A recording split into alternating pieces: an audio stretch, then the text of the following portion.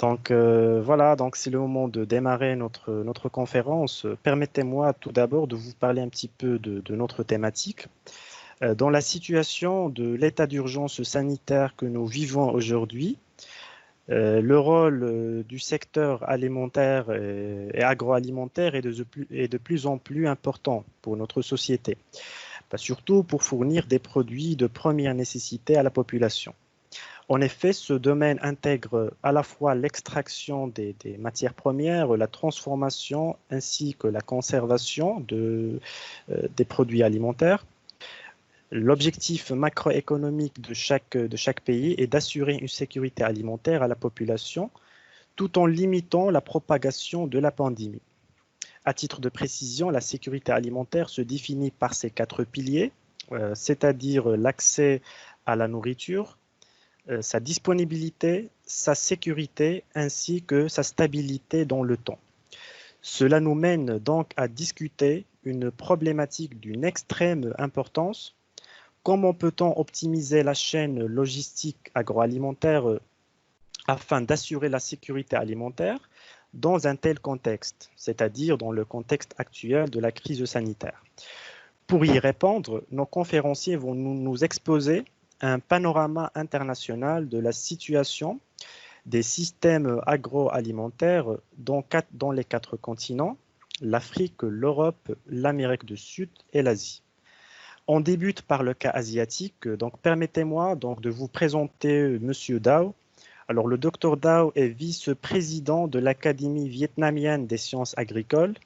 Elle a obtenu son doctorat en économie agricole, rurale et alimentaire à l'Université de Montpellier, en France. Il est également vice-président de l'Association vietnamienne des sciences pour le développement rural et occupe aussi le poste du chef de rédaction du journal des sciences et technologies du Vietnam. Docteur Dao, merci d'avoir accepté notre invitation et je vous cède la parole pour votre présentation. Oui, merci. Donc, j'ai vu bien. Peut-être, oui, je vais parler des impacts de Covid-19 sur les systèmes agroalimentaires au Vietnam et puis en 2020. Vous le savez que le Vietnam, c'est un pays de producteurs de riz. Donc, on est basé sur un système plutôt de l'agriculture familiale avec une petite surface. La majorité, plus de 99% des exploitations ayant moins de 2 hectares. Et puis la situation actuelle, c'est notre sécurité alimentaire, surtout basée sur la production de riz. Mais pourtant, le Vietnam, c'est un pays exportateur de riz. Donc, actuellement, on est le 3e mondial exportateur de riz après l'Inde de Thaïlande. Et, le Vietnam, pendant les 30 dernières années, le gouvernement investi beaucoup sur l'intensification de recherche, la sélection des variétés, tout ça pour l'augmentation de rendement de riz. Donc, on a, au niveau de rendement de riz, actuellement, on est dans le top le plus haut des pays asiatiques, peut-être juste après le Japon seulement. Et puis, ce système de riz irrigué et avec les variétés hybrides, et puis investi durant la période de révolution verte depuis une trentaine d'années, a permis d'une autosuffisance au niveau pays. Donc, actuellement, la quantité de production de riz per capita par l'année, c'est plus de 550 kilos de riz par personne. Donc, c'est-à-dire on a un excédent de riz au niveau du pays. Et à peu près 360, c'est le niveau de autosuffisant pour notre d'habitude de consommation. Et le Vietnam aussi, c'est un pays qui exporte des produits agricoles Donc récemment, c'est pas seulement de riz, mais aussi on exporte de plus en plus les fruits et légumes avec une valeur des dernières années en 2019, c'est 3 millions, 7 millions de USD. Les autres exportations, c'est comme le café, le caoutchouc, le manioc, noix cajou, et surtout les produits, les autres produits sont culture, ce sont des fiches et puis les produits forestiers. Donc, la question c'est que durant le Covid 2020, est-ce que ce Covid, il y a un négatif impact sur le pays ou non? En fait, le Vietnam, vis-à-vis de Covid, parce qu'on est juste à côté de la Chine, avec la frontière, le bord de frontière avec la Chine. Donc, on est très prudent vis-à-vis de Covid. Donc, le gouvernement a rapidement choisi une option, une stratégie anti-Covid, c'est-à-dire avec une isolation publique, dans les quartiers d'isolation publique, les premiers infectés. Et on a bien suivi les infectés qui reviennent de la Chine, surtout de la zone de Wuhan, depuis très, très tôt. Donc, c'est pour ça, jusqu'à maintenant, on a seulement, même on a la frontière terrestre avec la Chine, mais on a seulement à peu près 320 infectés, cas infectés, et 0 décès jusqu'à maintenant. C'est-à-dire, ça c'est internationalement, c'est évolué comme une stratégie très effective vis-à-vis de Covid. Donc, et parmi les 320 affectés, en fait, la plupart sont des gens qui reviennent de l'étranger, c'est-à-dire les Vietnamiens qui vivent en Europe, aux États-Unis, au Japon, etc., qui reviennent. Donc, c'est difficile à retenir pour la question quarantine. Et les infectés vivent dans les communautés, c'est très bas. Donc, c'est pour ça qu'on peut limiter le nombre d'infectés et puis le nombre de décès. Et au niveau du pays, on a appliqué seulement une période assez courte pour les mesures d'isolement social, seulement un mois, pendant le mois avril. Donc, depuis début mai 2020, le gouvernement a décidé d'ouvrir l'isolement social et puis l'économie a commencé à recouvrir.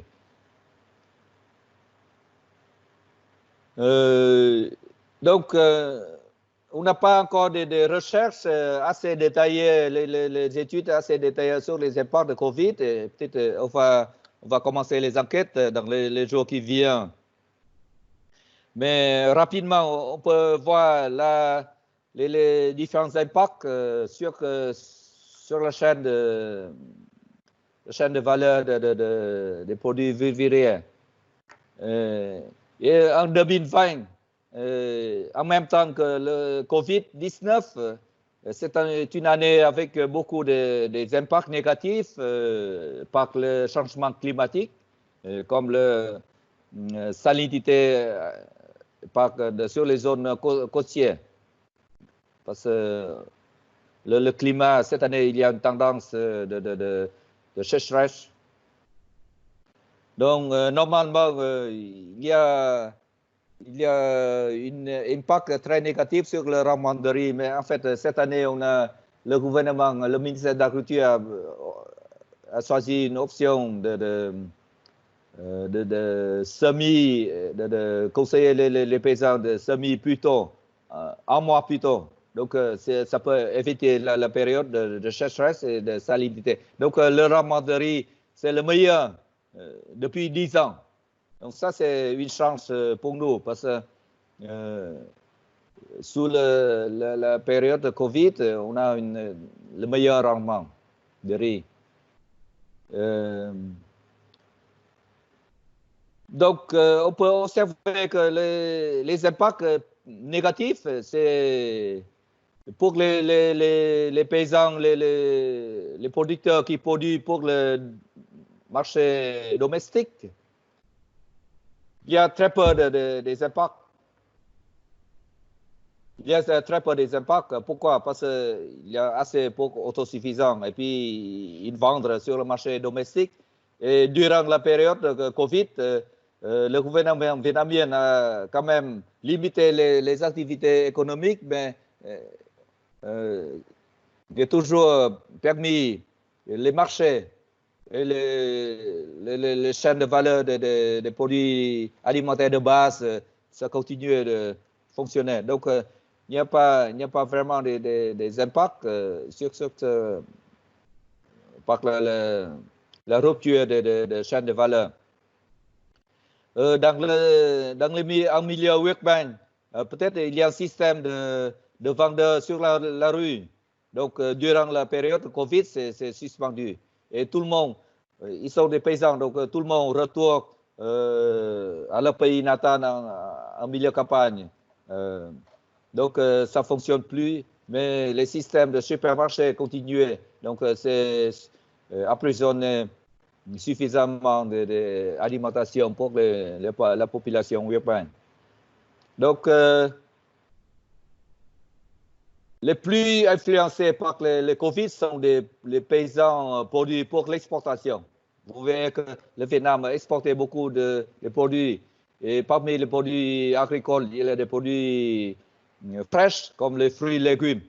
Sur le marché chinois, vers le nord, ou les autres marchés. Donc, durant la période de Covid, toutes les commercialisations internationales s'est stoppées. Donc, ce genre de rupture sur la chaîne de valeur internationale, il y a un négatif impact pour les producteurs vietnamiens. Ils sont les plus influencés. Mais les gens, les paysans produits pour le marché domestique, ça continue de fonctionner. Il n'y a pas de problème. Donc, c'est ça, on peut dire que l'impact, c'est pas assez grand. Et surtout, il y a 2 semaines que le gouvernement vietnamien a peur de questions sécurité alimentaire pour le pays. Donc, ils ont stoppé l'exportation de riz. Mais comme le prix est excédent cette année, donc il y a beaucoup de lobby de la part des compagnies d'exportation. Donc, il faut ouvrir le marché d'exportation. Donc, après 2 semaines, le gouvernement a décidé ouvrir le marché d'exportation. Donc, le Vietnam maintenant continue à exporter. Et peut-être cette année, on va devenir le premier mondial d'exportation de riz parce que la bonne récolte cette année. Donc, pour la question, après la période de Covid, comment les perspectives de système alimentaire au Vietnam? Et je pense que le système agroalimentaire au Vietnam et l'agriculture au Vietnam, on peut dire qu'il y a un impact, mais très légèrement durant la Covid. Et puis, la sécurité alimentaire au Vietnam, c'est sécurisé. Le Vietnam va continuer à exporter d'ici jusqu'à la fin de l'année 2020.